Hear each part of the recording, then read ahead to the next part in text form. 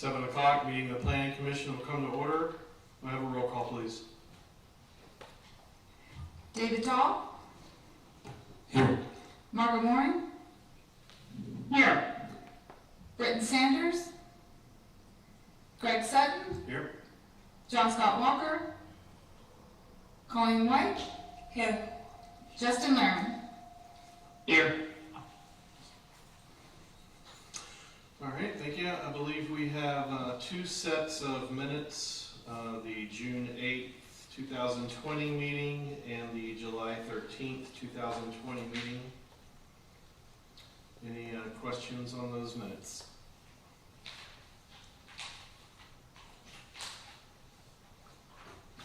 All in favor?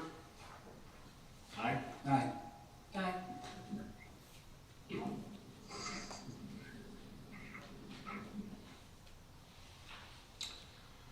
All right, Ms. Ireland, any correspondence? No correspondence. All right, new business then, PC 13-20. Okay, PC 13-20 is a PUD rezoning application. Property owner is Isabella Boulevard, LC, P.O. Box 1426, Ponte Vedra, Florida 32082. The applicant is Mr. Tim Benner, same address as the owner, and the property location is 2520 to 2902 Isabella Boulevard and Lot 4 of Block 30, which is the Isabella Office PUD. The request is for PUD rezoning approval to amend a planned unit development zoning district pursuant to section 348 of the Jacksonville Beach Land Development Code, to amend the approved PUD preliminary development plan to add a vacant lot, and to amend the approved project narrative to add to the list of permitted uses. The subject property is located on the west side of Isabella Boulevard, south of Osceola Avenue. The commercial property consists of 5 existing buildings. In 1999, the property was rezoned from residential single-family RS2 to planned unit development PUD through ordinance number 997765. Permitted uses under the ordinance include business and professional offices, financial institutions, insurance and real estate offices, travel agencies, and business service offices. In 2008, ordinance number 997765 was amended to add 2 conditional uses to the existing list. These conditional uses that were added were physical fitness facilities and dance studios and schools. In 2013, an individual vacant lot under separate ownership at the time and situated between the northerly 2 buildings of the existing PUD, you can see it up there on the map as like a little tiny square, the second one down. That was also rezoned from RS2 to PUD under ordinance 2013-8030. The applicant identified identical permitted uses to the existing Isabella Office PUD project. The original Isabella Office PUD, Lot 4, which is still vacant, and the 6 existing commercial buildings on the east side of Isabella Boulevard, which is the Osceola Professional Center, are now under common ownership.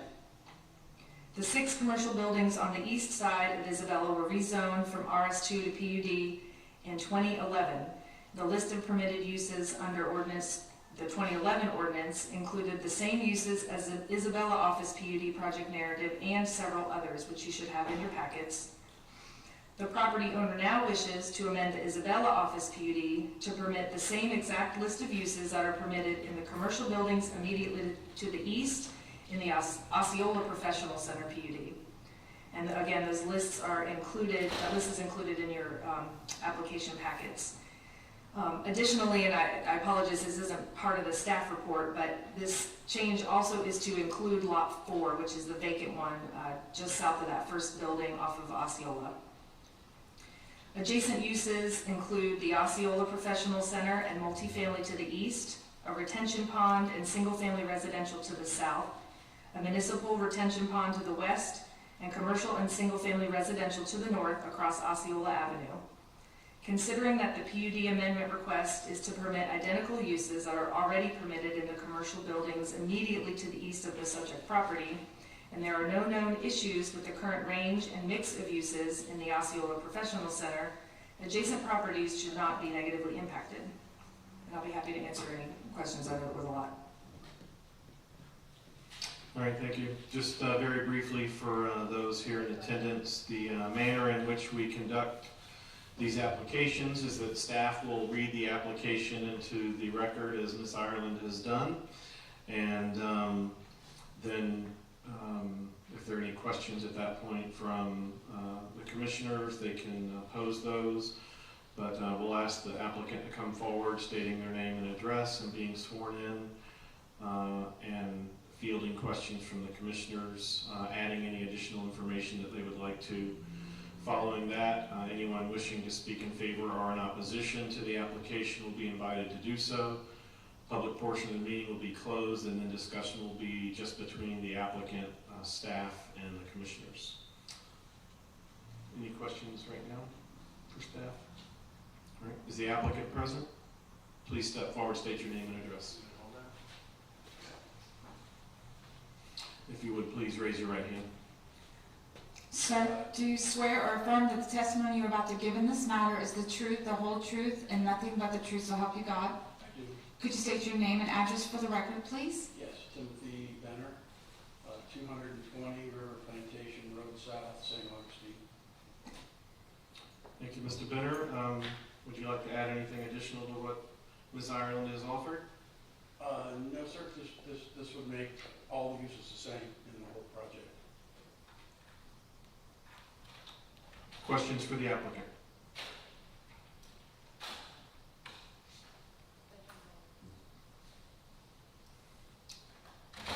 All right, thank you. I don't have any speaker cards, but was there anyone present that wished to speak in favor or in opposition to the application? All right, seeing none, public portion of the meeting is closed. Any discussion, or do I have a motion?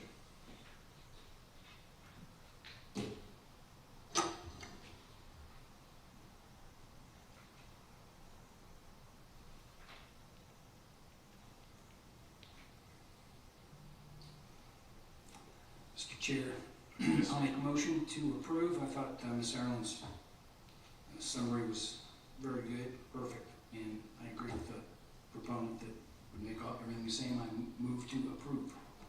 I'll second the motion. I have a motion and a second. Roll call vote, please. Dahl? Yes. Margot Moran? Yes. Colleen White? Yes. Greg Sutton? Yes.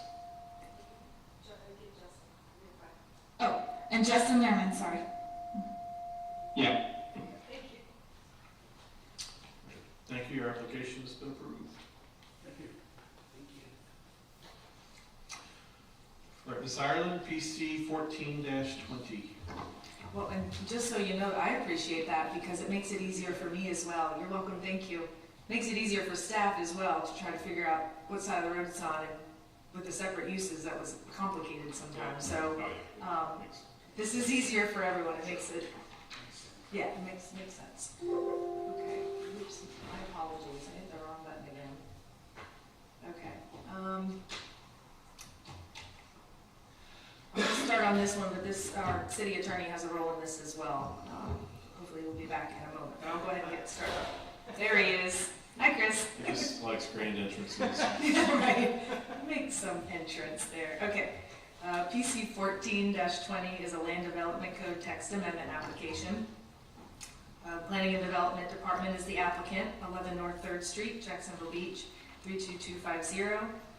And the request is for an LDC text amendment approval to amend Section 34-41 definitions and Article 7 zoning districts, Division 2 of the Land Development Code to update the definition of mobile food dispensing vehicles and mobile food vendor to comply with Florida Statute 509.102 where applicable.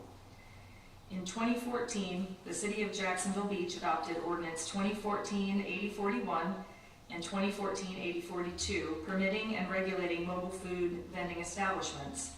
Chapter 12 of the City Code of Ordinances was amended to establish definitions and regulations regarding location, permits, separation requirements, signage and noise, hours of operation, waste management, licensing, applications, and enforcement for mobile food vending establishments.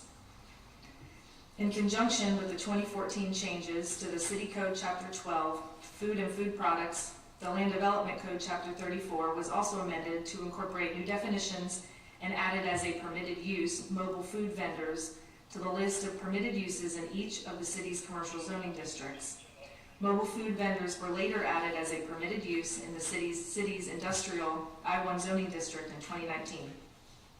Since 2014, the operation of a mobile food vendor has required the submission and approval of an application for operation, issuance of a mobile food vending permit, and the issuance of a local business tax receipt for each vending location.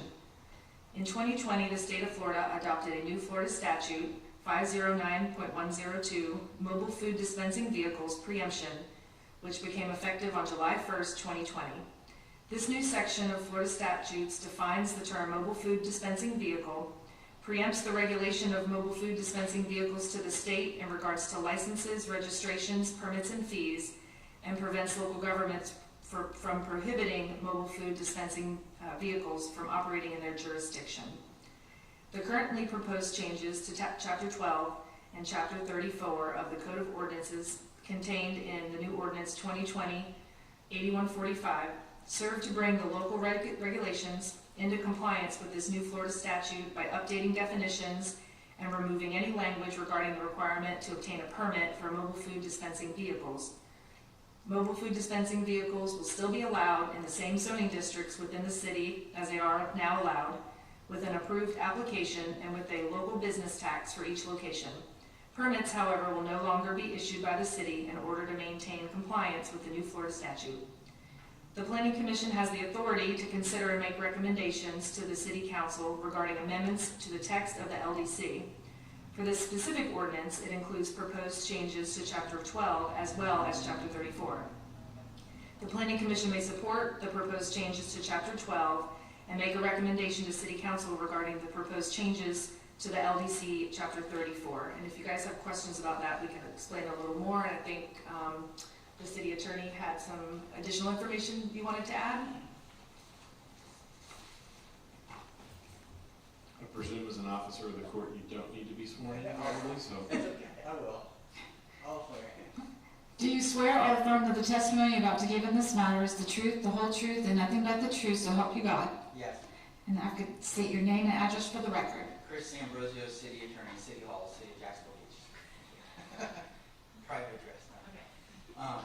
So Heather read it perfectly, and just to give a little bit more information, the Florida legislature has preempted the area of mobile food dispensing vehicles with respect to local government entities' ability to regulate, license, and permit them in their own jurisdiction. We can still have some regulatory impact on the field, be limited to things such as fire marshal checking for fire code, concerns for Zoning. safety. Right. Zoning. We can have the zoning. Yep. Parking regulations, meaning of course we can't have a food vendor vehicle parking in a handicapped spot. So of course our local law enforcement could regulate that. But that's essentially, this is another statute that's been enacted where we've lost some home rule ability. And I'd be glad to answer any questions with respect to the ordinance. The ordinance that I've drafted is actually mostly Chapter 12 changes, which I recognize this commission doesn't consider. But as Heather stated, we would request that the commission support that element of the ordinance and then recommend approval of the portion of the ordinance that makes the few changes to Chapter 34. And the changes for Chapter 34 are essentially a redesignating the words the way that the Florida statute has designated them, and making those changes so that in our code of ordinance, so that our language matches the way that the statute reads. Those are really the Chapter 34 changes. The rest of the ordinance is Chapter 12. Because it happens to be that that's where it falls, mobile food dispensing vehicles falls predominantly in Chapter 12. So, paragraph 2.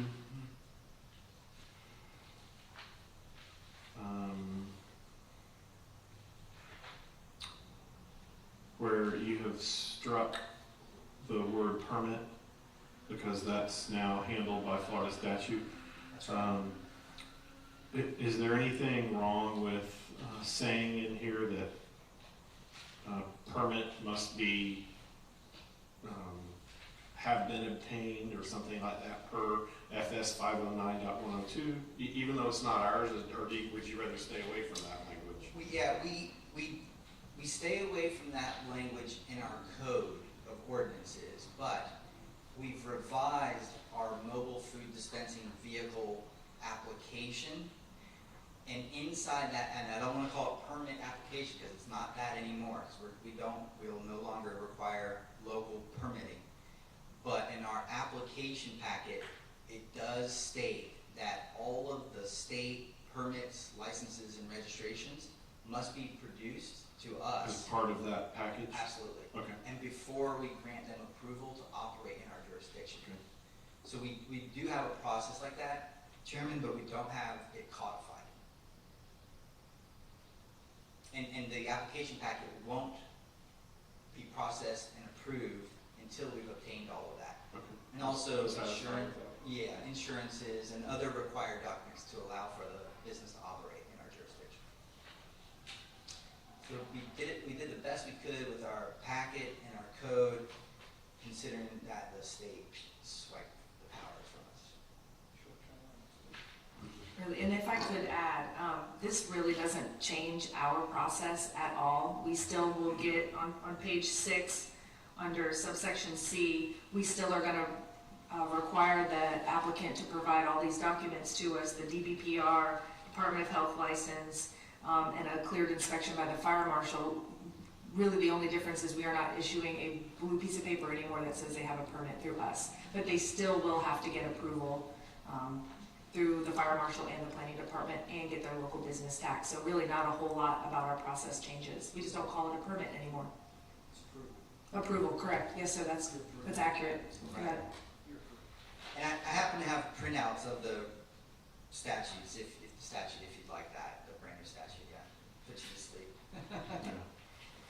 Yeah, so if there's any way I can help planning department or the commission, I'd be glad to answer any more questions.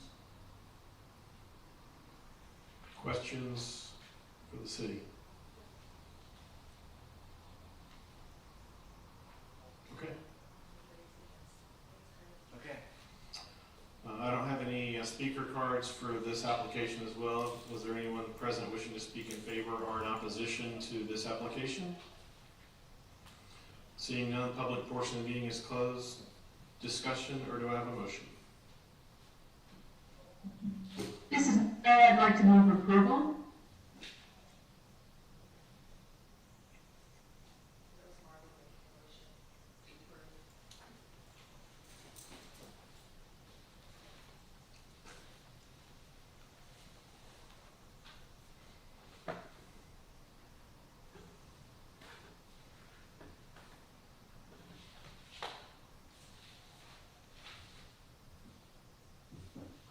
I have a motion, do I have a second?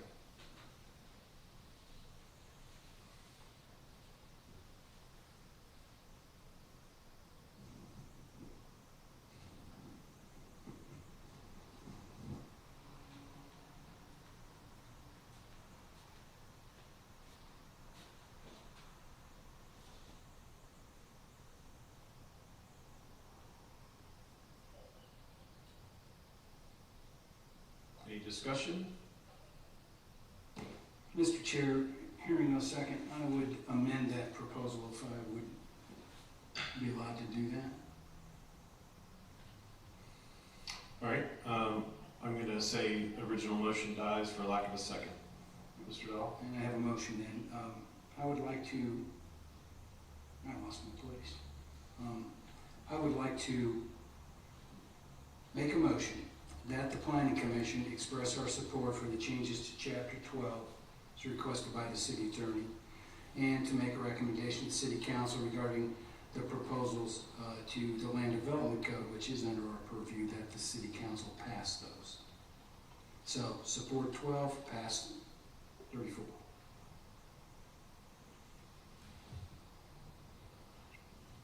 All right. I have a motion to submit planning commission's support of chapter 12 and approval of the section 30, recommend approval of section 34. This is Margot, I second. Thank you, Margot. All right, I have a motion and a second. A roll call vote, please. Margot Moring? Margot Moring? Yes. David Dahl? Yes. Colleen White? Yes. Justin Lehrman? Yeah. Greg Sutton? Yes. Great. Thank you, Chris.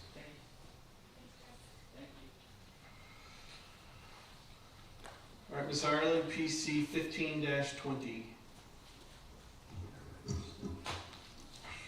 BC 15-20 is a concept plan for plat application. Property owner is BCEL 10A LLC, 7563 Phillips Highway, Suite 208, Jacksonville, Florida 32256. Agent for the application is Conley and Wicker Inc., 10060 Skinner Lake Drive, Suite 500, Jacksonville, Florida 32246. And the property location is at the southeast corner of 11th Street South and 2nd Avenue South.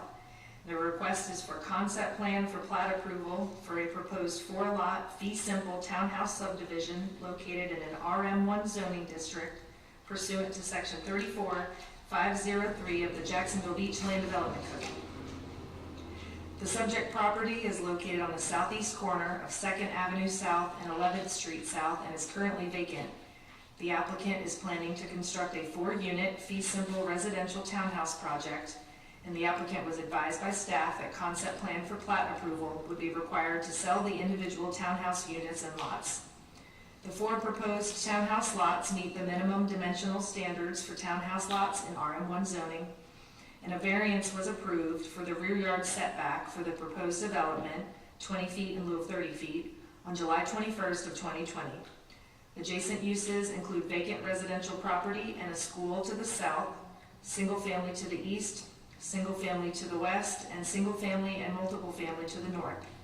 The proposed townhouse project is consistent with other multifamily projects located in the RM1 zoning district, and the lots comply with the minimum lot size standards of RM1 zoning districts.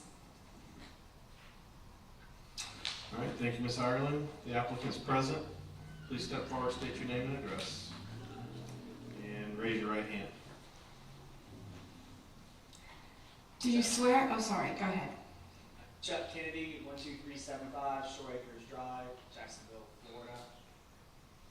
Do you swear or affirm that the testimony you're about to give in this matter is the truth, the whole truth, and nothing but the truth, so help you God?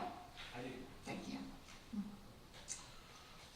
All right, anything you'd like to add to what Ms. Ireland has offered? I have nothing to add to what Ms. Ireland has offered. Questions for the applicant?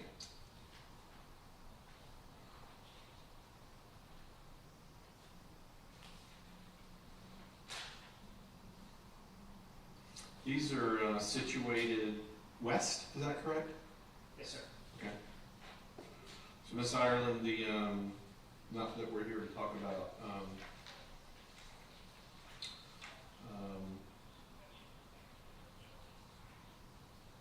the variance that was approved, but that variance would have been on the east side of the property, is that correct?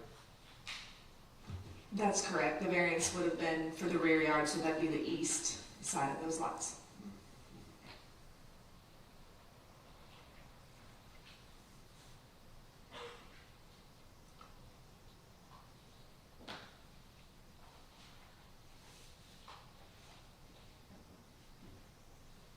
All right, thanks. If you just want to hang out right there in the front row, because you're going to be right back up here, I guess. I don't have any speaker cards for 15-20. Was there anyone present that wished to speak in favor or in opposition to the application? All right, seeing none, public portion of the meeting is closed. Discussion? Any questions for the applicant or discussion? Or do I have a motion?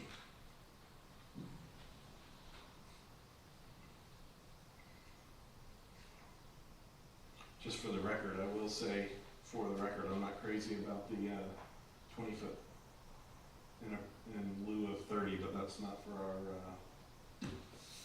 purview here, so.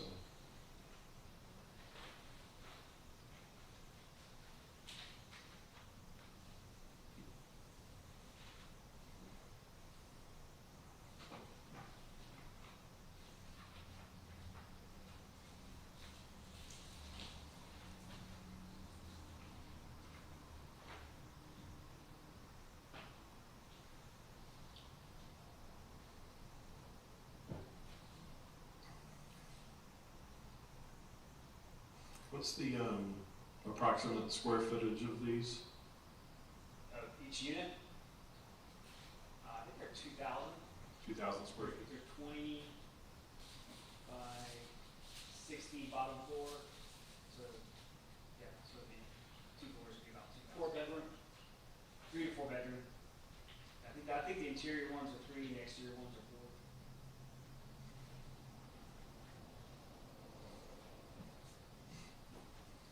Don't hold me to that. I'm civil, so once you start going up, I start losing, the wheels start coming off. I would think with, there are at least 3, probably some of them 4 with Yeah, I believe that- office option instead of a 4th, or, good square footage.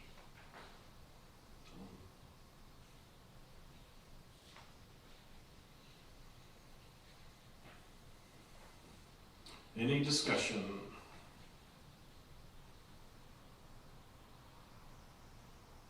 Margot, Justin, any questions?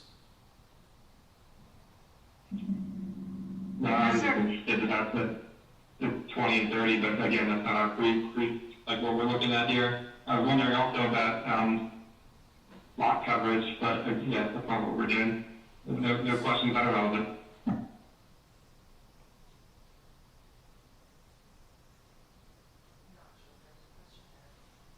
think he was wondering about lot, did you say you were wondering about lot coverage, Justin? Yeah, just what is the lot coverage on this, just out of curiosity? 57%. 57. Max is 65. Yeah, 65 and, what are we here, RN what, Heather?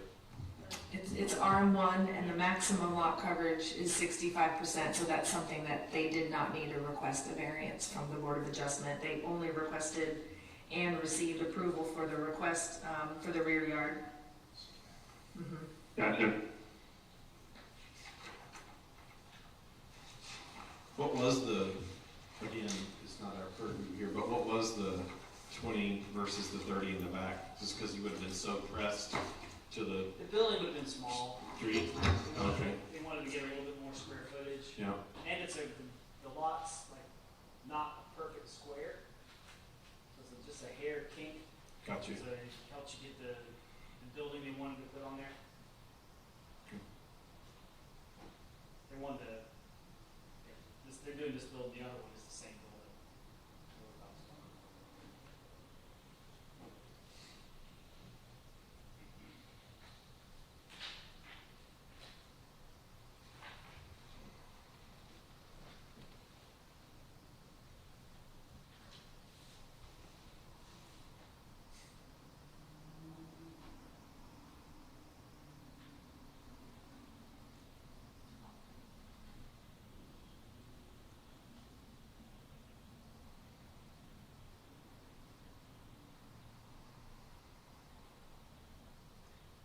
Well, I think like a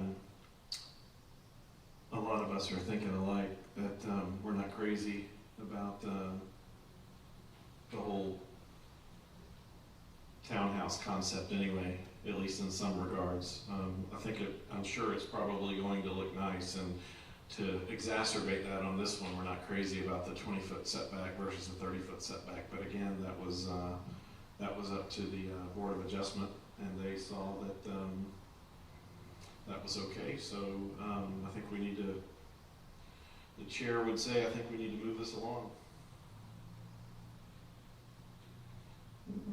Well, and Mr. Chairman, this is Margot. We need to keep in mind that we need a hard look at our land development regs and our comp plan and our vision and all those things. You know, we need an update on this stuff. You guys know how I feel about that.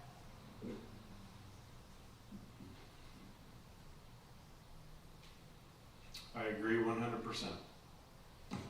And through the chair, we've made our position very clear, both to the council and to the proponents, and fallen on deaf ears so far. Still waiting on a motion. This is Margot. I'll move. I'm a little gun shy about making a motion, but I'll move approval.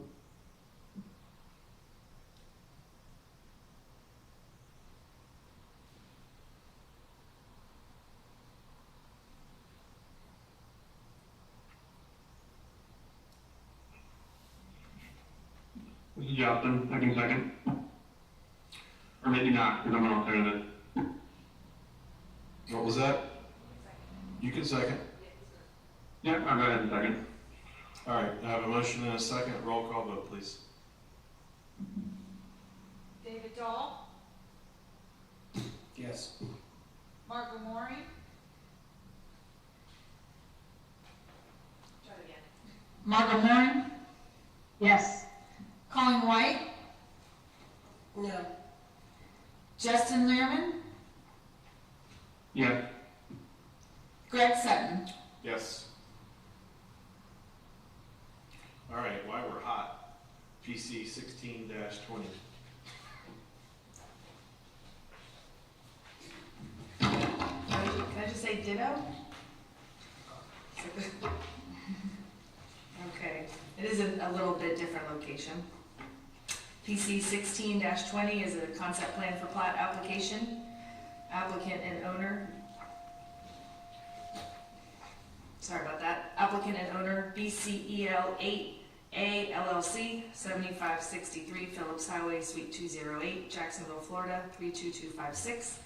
Agent is Conley and Wicker Inc., 10060 Skinner Lake Drive, Suite 500, Jacksonville, Florida 32246.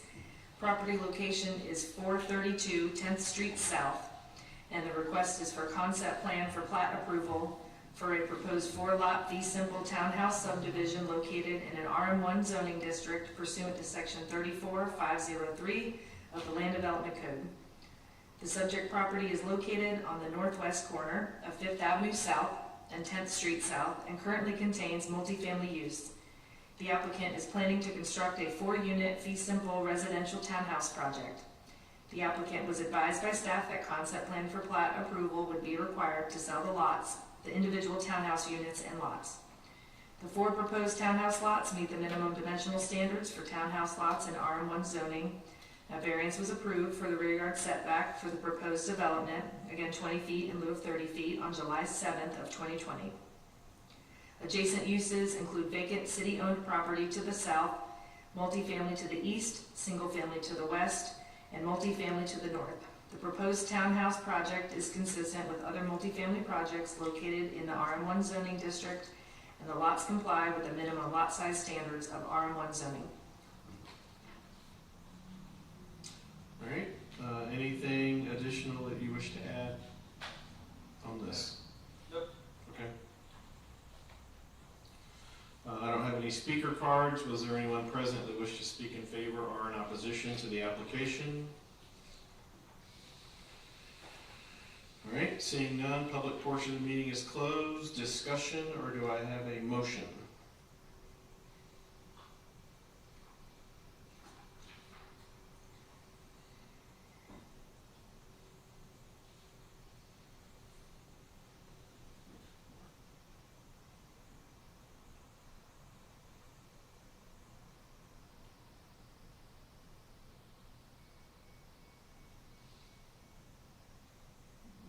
This is Margot. I'll move approval.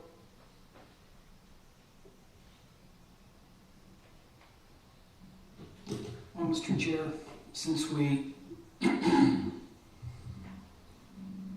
our training from the city attorney a month ago or so, I believe I'll make a motion to postpone this motion indefinitely. Well, we have a motion on the floor to approve.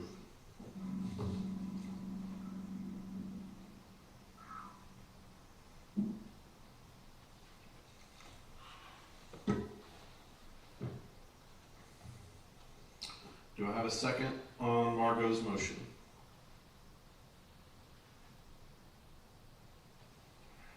I guess I have a question. Are we still allowed discussion during this time, or are you only looking for motions? I'll allow it. What's your question? I guess my question would be is why would somebody vote no? Like, what out of the comp plan is this not following?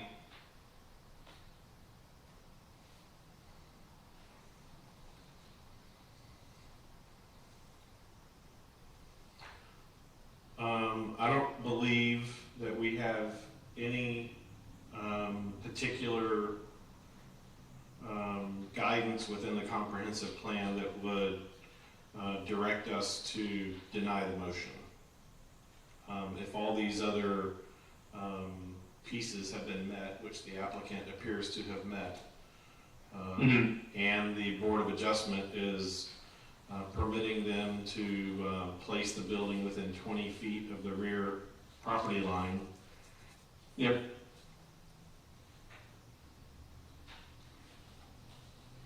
I mean, if that's the case, I'll go ahead and second. All right, I have a motion and a second. Roll call vote, please. David Dahl, Yes. Margot Maureen, Margot Maureen, Yes. Colleen White, no. Justin Lehrman, Yes. Greg Sutton. Yes. All right, your applications have been approved.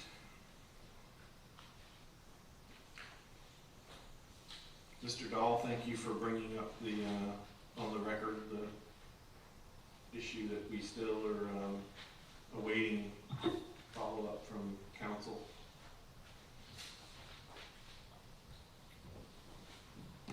We don't have to discuss it here, but I'm not sure I understand.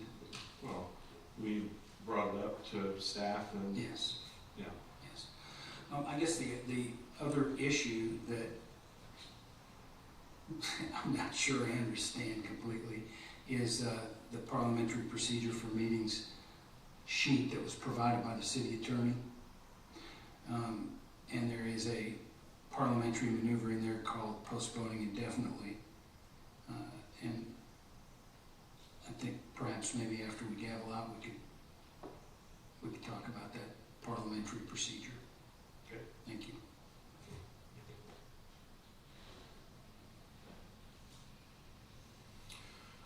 Heather, planning department report?